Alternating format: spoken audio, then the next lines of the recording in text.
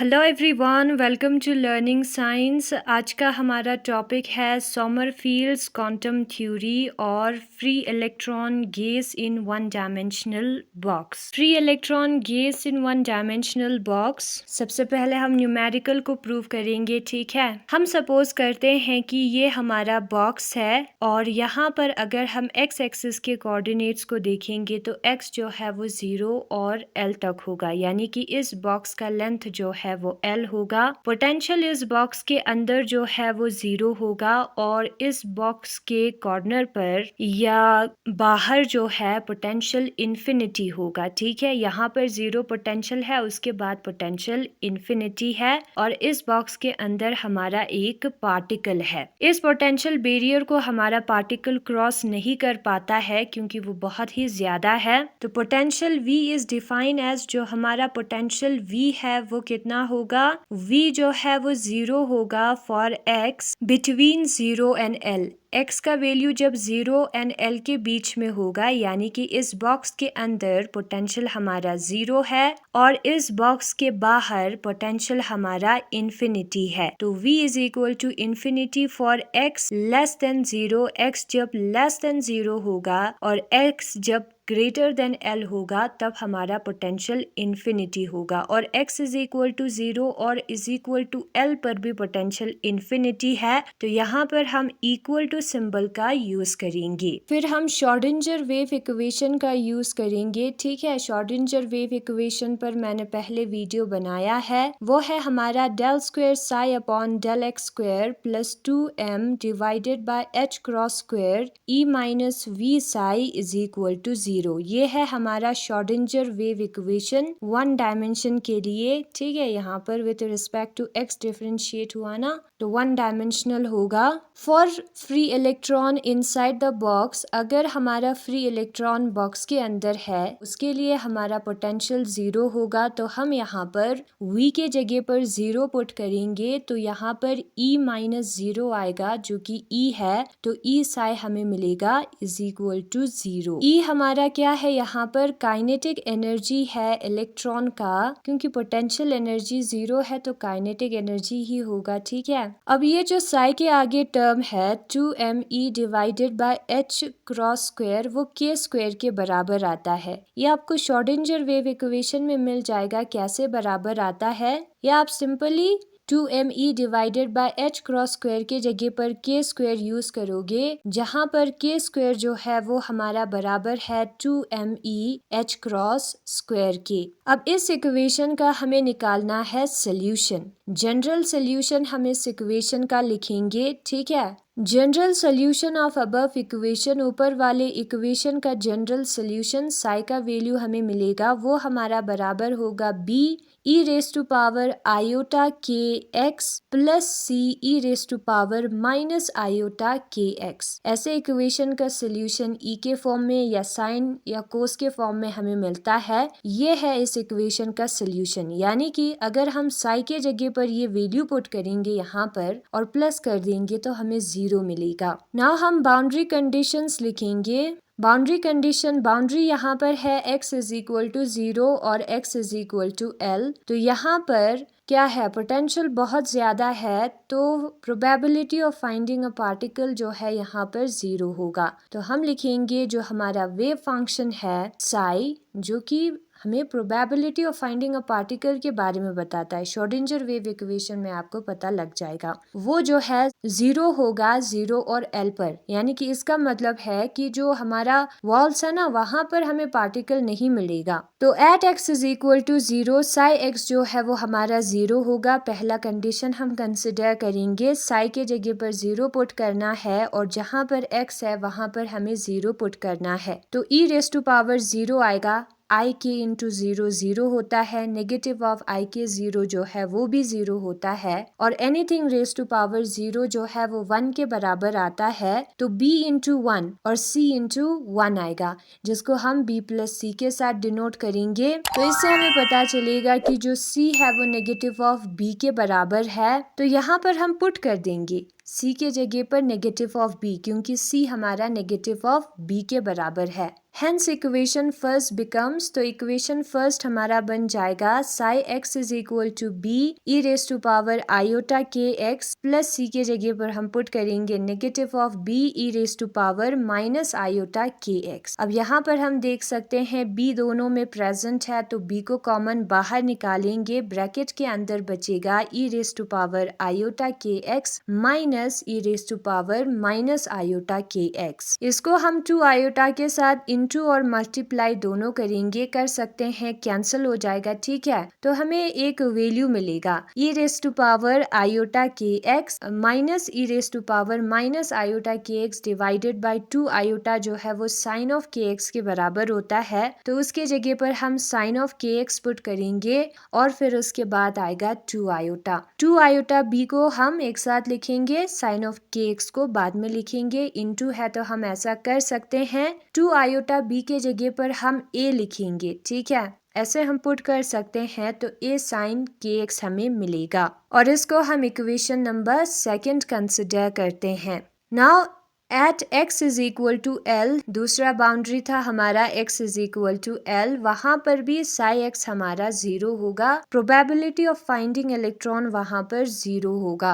तो हम क्या करेंगे, इस वैल्यू को यहाँ पर पुट कर देंगे, ठीक है, क्योंकि ये तो हमारा साई x है और साई x हमने 0 कंसिडर किया था, तो हम यहाँ पर psi x is equal to 0 की जगह पर a sine k x put कर देंगे और x के जगह पर हम l पुट करेंगे, ऐसा हम कर सकते हैं, ठीक है। Hence equation second becomes, equation second क्या बनेगा, साई एक्स हमारा 0 यहाँ पर, तो यहाँ पर भी 0 पुट करेंगे, ए साइन के एल आएगा, ठीक है, x के जगह पर l पुट किया है, फिर a का साइड चेंज करेंगे, 0 के डिवाइड में चला जाएगा विच इज 0, तो साइन ऑफ के एल जो है वो 0 के बराबर होगा। तो इससे हमें पता चला कि जो के एल है वो n पाई के बराबर है, के एल एंगल है, ठीक है, वो जो है n पाई के बराबर है, यानी कि जब एंगल हमारा 0 डिग्री पाई 2 पाई होता है तब हमारा साइन का आंसर 0 आता है। ये आपको ट्रिग्नोमेट्री में पता लगेगा, ट्रिग्नोमेट्रिक फॉर्मूला है। और अगर हम यहाँ पर l का साइड चेंज करेंगे तो k जो है वो हमारा n pi divided by l के बराबर होगा,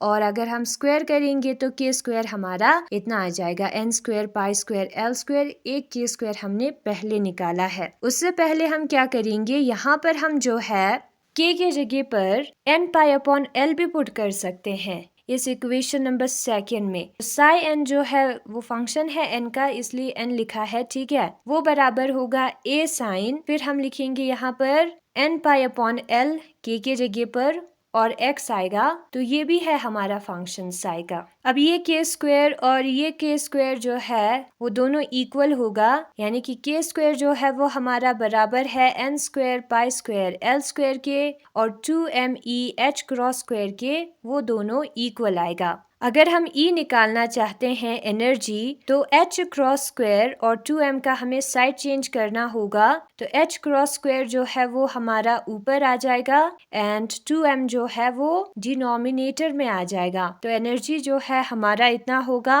H cross square divided by 2m को हम लिखेंगे n पाई l का होल स्क्वायर करके हम लिख सकते हैं, क्योंकि ये तीनों का स्क्वायर है ना, तो ऐसे हम लिख सकते हैं। तो ये हमारा एनर्जी है जो कि n पर डिपेंड हो रहा है, n जो है वो 0 1 2 है, यानी कि एनर्जी हमारा क्वांटाइज्ड होगा, 0 1 2 पर हमें एनर्जी मिलेगा, उसके बीच वाले वैल्यूज में 0 और 1 के बीच में होता है ना नंबर्स 1/2, वहां पर हमें एनर्जी नहीं मिलेगा। Sommerfeld quantum theory, we have seen that the classical theory of free electron gas could not explain many experimental facts. जो क्लासिकल थ्योरी था हमारे फ्री इलेक्ट्रॉन गेज का, वो बहुत सारे एक्सपेरिमेंटल फैक्ट्स को, एक्सपेरिमेंटली जो हमें रिजल्ट मिला उसको प्रूफ नहीं कर पाया। और क्लासिकल थ्योरी के डेवलपमेंट के वक्त मैक्सवेल बोल्ट्जमैन स्टैटिस्टिक्स का यूज किया गया, और इसके मुताबिक जो इलेक्ट्रॉन्स है वो डिस्टिंग्विशेबल पार्टिकल्स होता है, इलेक्ट्रॉन्स एक दूसरे से अलग होता है, जो कि नहीं है, ठीक है। एंड हेंस मेटल को हमने एक बॉक्स कंसिडर किया और उसमें हमारे इलेक्ट्रॉन के फील्ड थे, ठीक है, बॉक्स जिसमें हमारे इलेक्ट्रॉन्स थे, ये हमने कंसिडर किया फ्री इलेक्ट्रॉन गैस मॉडल में। तो सोमरफील्ड ने 1928 में सजेस्ट किया कि जो इलेक्ट्रॉन गैस है हमारा, उसको हमें क्वांटम मैकेनिकली ट्रीट करना चाहिए। क्वांटम मैकेनिकली अगर हम ट्रीट करेंगे in the light of Pauli exclusion principle, और पॉली एक्सक्लूजन प्रिंसिपल वहां पर हम अप्लाई करेंगे which states that no two particles can have all the quantum number identical. और पॉली एक्सक्लूजन नंबर ये कहता है कि किसी भी दो पार्टिकल्स का क्वांटम नंबर सेम नहीं होगा, सारे क्वांटम नंबर्स, ठीक है। तो ये आपको वो स्टैटिस्टिक्स में पता चल जाएगा। और उन्होंने यूज किया यहाँ पर Fermi direct statistics, Maxwell Boltzmann statistics की जगह पर, जो कि सही है, ठीक है। और बहुत सारे एक्सपेरिमेंटल फैक्ट्स वो जो है इस फर्मी डायरेक्ट स्टैटिस्टिक्स को अप्लाई करके क्या कर पाए,